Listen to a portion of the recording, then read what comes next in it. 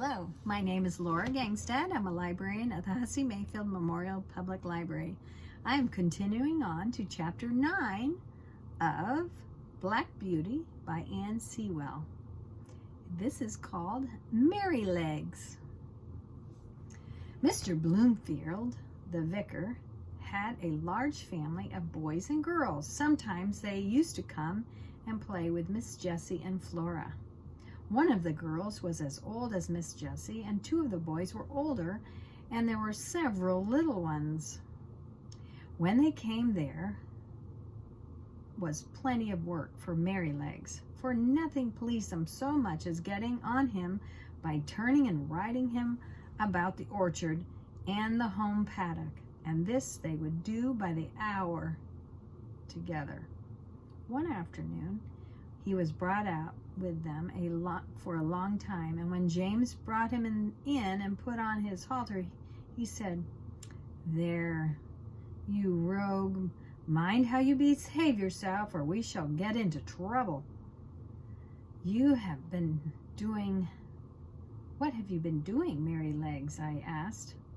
"Oh," he said, tossing his head, "I have only been giving those little young people a lesson.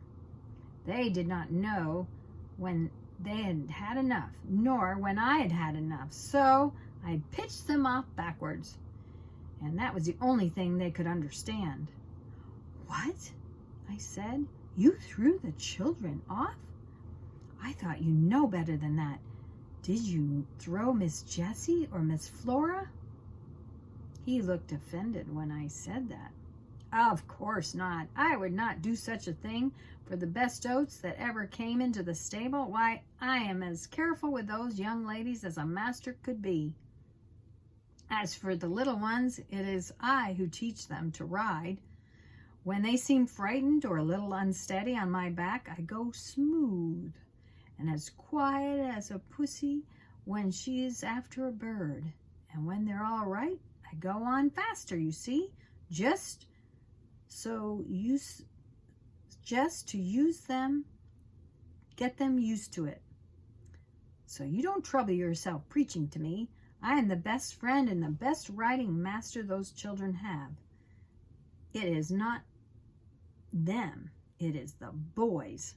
"The boys," he said, shaking his mane, "and they are quite different. They must be broken in as we are broken in when we are colts, and just be taught what's what."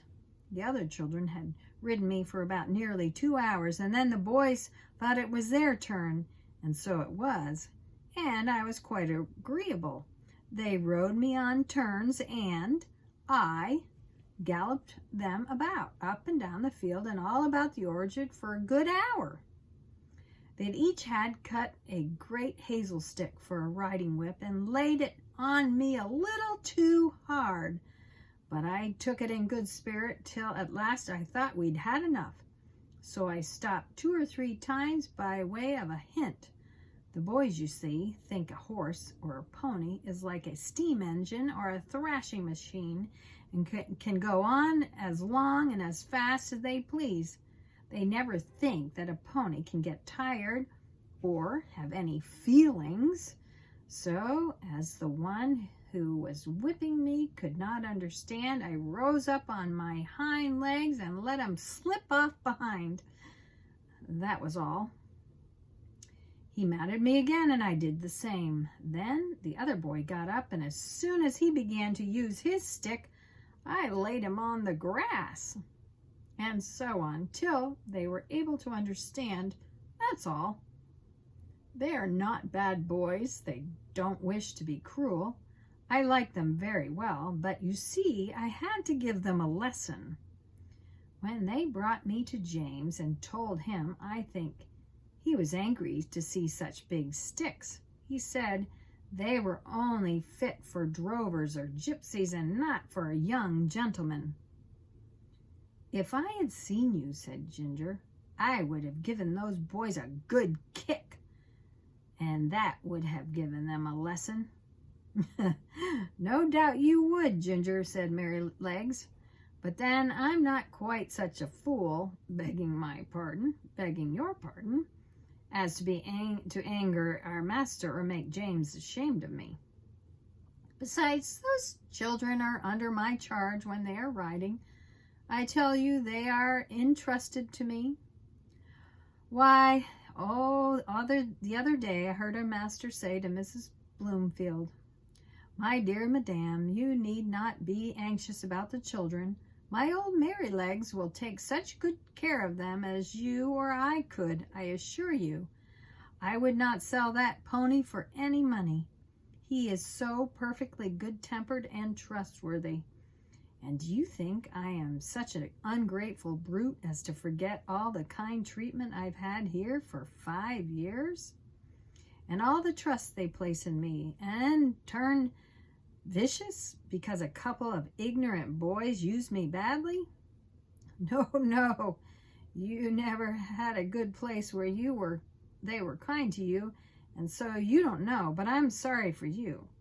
But I can tell you, good places make good horses. I wouldn't vex our people for anything. I love them, I do," said Merrylegs, and he gave a low ho, ho, ho, ho through his nose, as he used to do in the morning when he heard James' footsteps at the door. "Besides," he went on, "if I took to kicking, where should I be?